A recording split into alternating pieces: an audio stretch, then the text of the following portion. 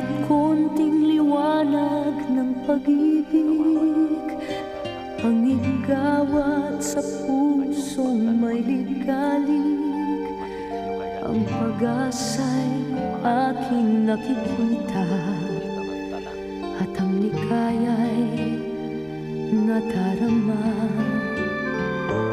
Kahit konting liwanag ng pag-ibig ang sa akin ay ipahiwatig, o giliw ko kay ganda ng langit, at ang awit kong dinggin ay kay tamis.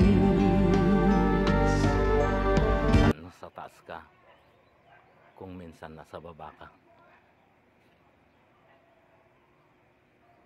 Mga ibang magulang,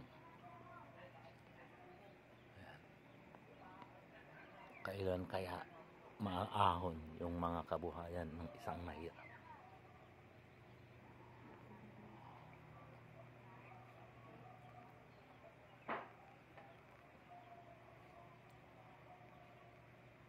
Kung kayo ang pagtanungan ko, nasaan sila mama mo? Nasaan sila mama mo? Kumuha ng mga isda. Si papa mo ay malapit lang.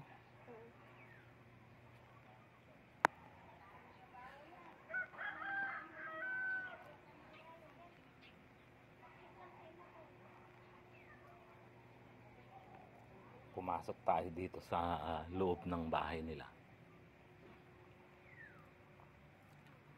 Ito, maliit na barong-barong.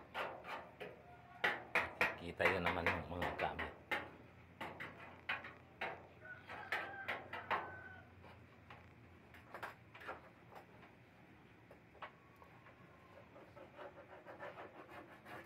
Ganito lang ang buhay dito sa Isabela, mga guys, boss, mga ma'am. Maraming mahihirap dito. Hindi tulad sa syudad na maraming mayaman, maraming pera, magagandang bahay. Hindi tulad dito sa amin.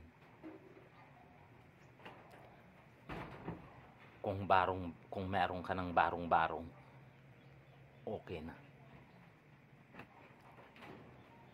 Kung meron kang pagkain na saging, kahoy, okay na.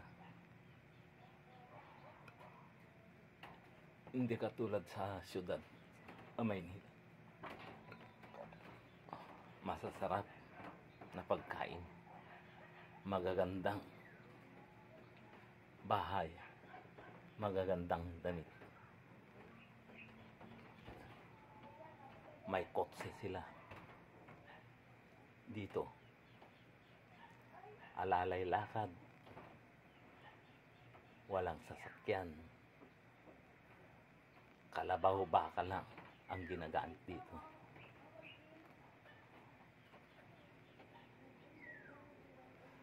Kung kayo man ang pagtanungan ko, mga kaibigan, mga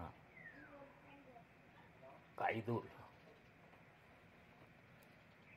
matiisyo kaya kung nakikita yung ganyan ng mga bata, ganyan ang bahay nila?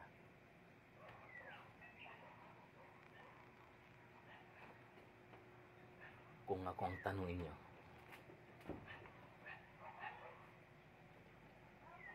may kapatid naman ako, may pamilya.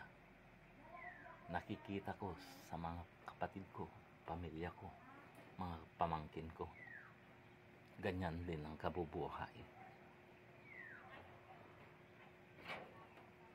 Kaya kung sino man ang magtanong sa inyo, mag-like o mag-follow kayo sa akin.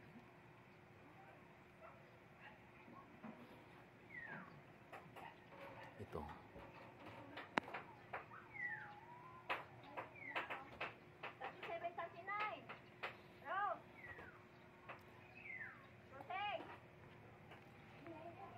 Kung ako guys, tubong bundok ako. Nagmula ako sa mahihirap na pamilya dito sa lungsod ng Isabela.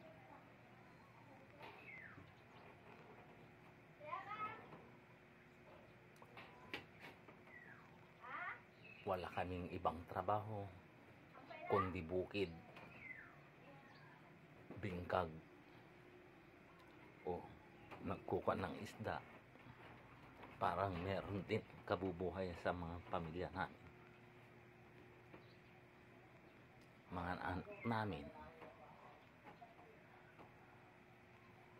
Kung wala nang paghanap buhay ng ganyan mga guys,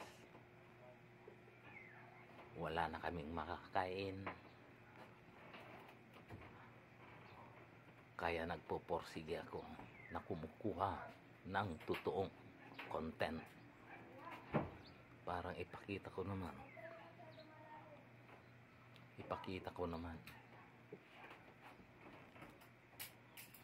Yeah. Kung gaano kasaya, kalungkot dito sa lungsod ng Isabela. Kung ako naman mga guys, ang kinukuha ko lang sa inyo yung totoong nakaibigan, totoong magulang, totoong kapatid. Sana magkaroon din ako ng maraming kaibigan mula sa lungsod ng Maynila, kahit anong lugar, Mindanao man, Ifugao o Visayas. Sana humihingi ako ng tulong sa inyo, parang tumaan ng friends ko, mga guys, idol. Ganyan ang aking istorya. Sana